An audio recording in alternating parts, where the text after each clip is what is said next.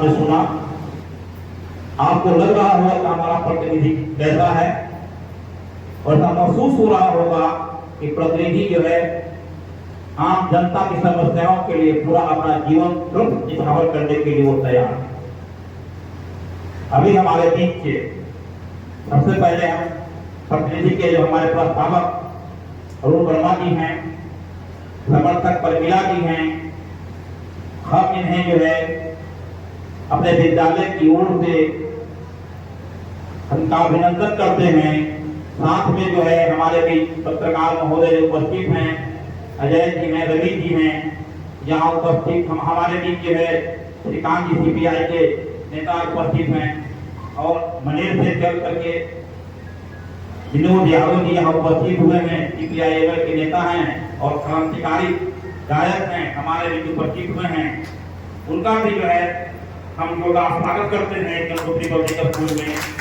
तमाम जो हमारे बीच उपस्थित माताओं बहनों एवं भाइयों हैं, उपस्थित हैं, बच्चे उपस्थित हैं, उनका हम स्वागत करते हैं।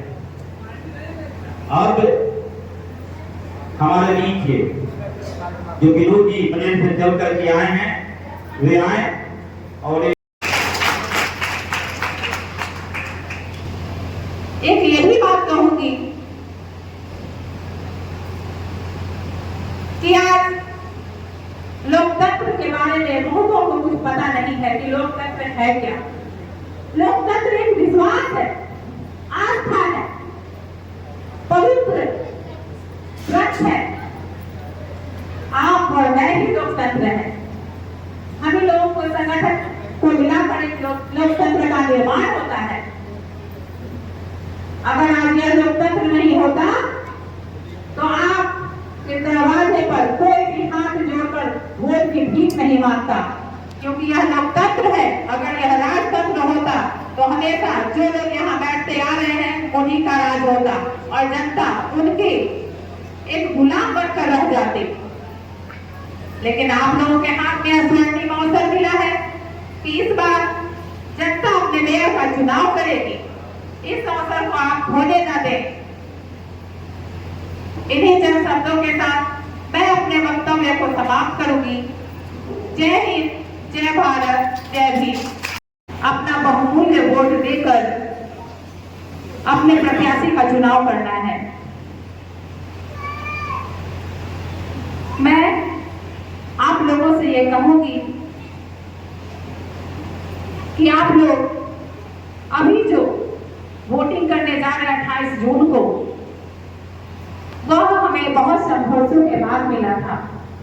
यह सम्मान जो वोट का अधिकार हमें मिला था, यह आजादी से पहले किसी भी मजदूर, गरीब, किसान या दलित को नहीं था। यह अधिकार 26 नवंबर 1949 को जब भारतीय संविधान अंगीकार किया गया बाबा साहब आम्बेडकर के द्वारा, तब उसमें सभी भारतीयों को एक राजनीतिक अधिकार मिला, भारतीय नागरिक होने का अधिकार मिला। आजादी से पहले अधिकारियों और जमींदारों को वोट देने का केवल अधिकार था, लेकिन हम लोग बड़े लोगों के पैर के नीचे हमेशा दबे कुचले गए। बाबा साहब ने सभी को वोट में समानता का अधिकार दिया, चाहे वो प्रधानमंत्री हो, मुख्यमंत्री हो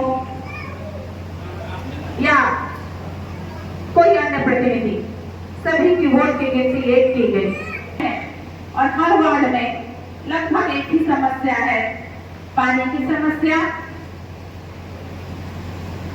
जल निकासी की समस्या, जल जमाव की समस्या, रोड की समस्या और स्वास्थ्य की समस्या, बच्चों की पढ़ाई की समस्या।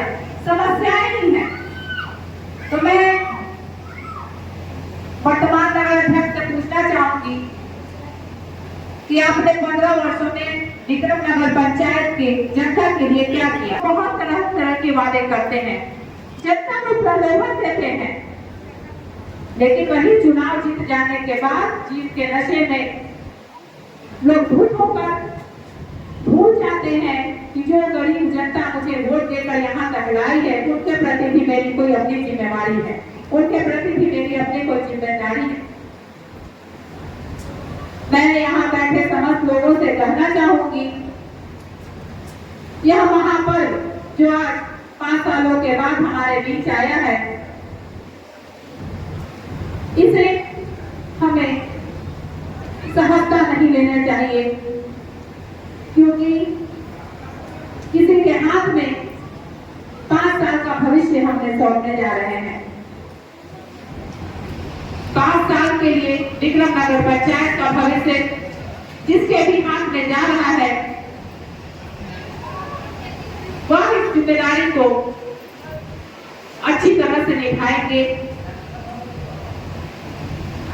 मैं आप लोगों से कहना चाहती हूँ कि आप लोगों के भी कई प्रत्याशी हैं, उन सभी प्रत्याशी में अगर मैं आपको योग्य लगती हूँ या आप मुझे योग्य मानते हैं, तो आप अपना कीमती वोट देकर इस नगर पंचायत के विकास का एक मौका दें।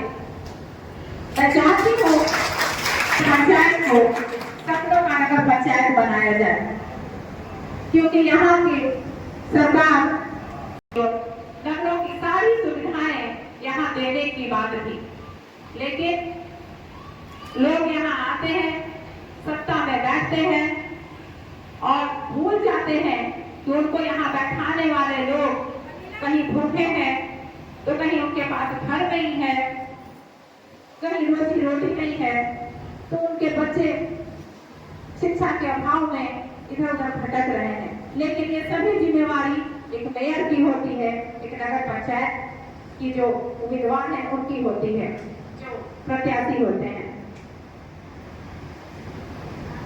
चुनावी मैदान में आने का क्या मकसद रहा है? मकसद तो यही रहा है कि मैं यहाँ बच्चों को पढ़ा रही हूँ। कई क्षेत्र हैं यहाँ पर वार्ड के, सभी वार्ड से बच्चे यहाँ पढ़ते हैं और गार्जियन की भी कुछ समस्याएं हैं वहाँ को लेकर। तो उन्होंने मुझे यह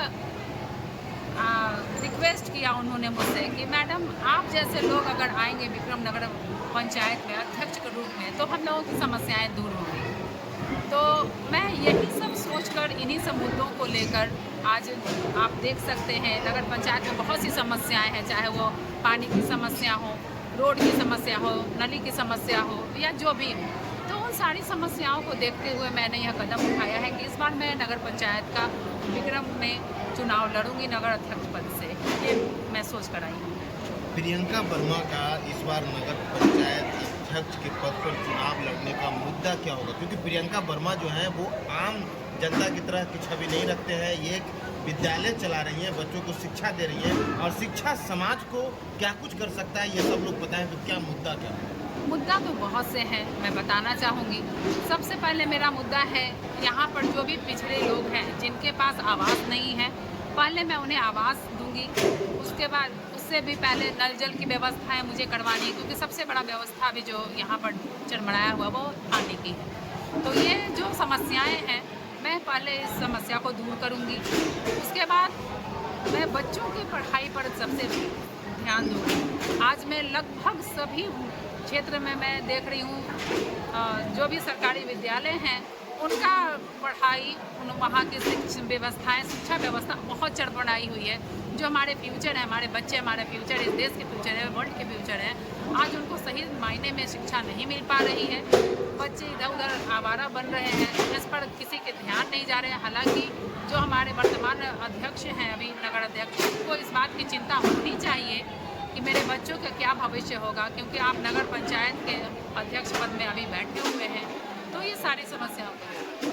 प्रियंका जी, बहुत सारी समस्याएं का चर्चा आप कर रही हैं, लेकिन ऐसे में जो है कि गांधी आश्रम है, डाकबंगला के हालात जर्जर है और भी जो है कि विक्रम में ट्रैफिक का भी समस्याएं काफ़ी ज़्यादातर है। ऐसे में विक्रम में जो है कि सरकारी बस अड्डा की सुविधाएं नहीं है। इन समस्याओं पे आप कैसे काम करेंगे? बिल्कुल, इस पर भी हमारा ध्यान है। बिल्कुल, हमने अभी घोषणा पत्र में सारी बातें लिख ली हैं। जो अभी हमारे पास टेम्पो पड़ाव नहीं है, बस पड़ाव नहीं है, ये सारी चीज़ों को लेकर गांधी आश्रम में अभी आप देख रहे होंगे कि वहाँ भी अभी काम चल रहा है, लेकिन चुनाव का समय आया है उसके बाद की ऑर्डर। लेकिन ये सभी गांधी आश्रम से लेकर रोड पर आप देख रहे हैं कि रोड पर भी ट्रैफिक का बहुत समस्या है, गाड़ियाँ जाम में पड़ी हुई रह रही हैं, घंटों घंटों लोग पड़े रहते हैं। तो इसके लिए भी हम लोग रोड को बड़ा और चौड़ा करवाने का काम करेंगे।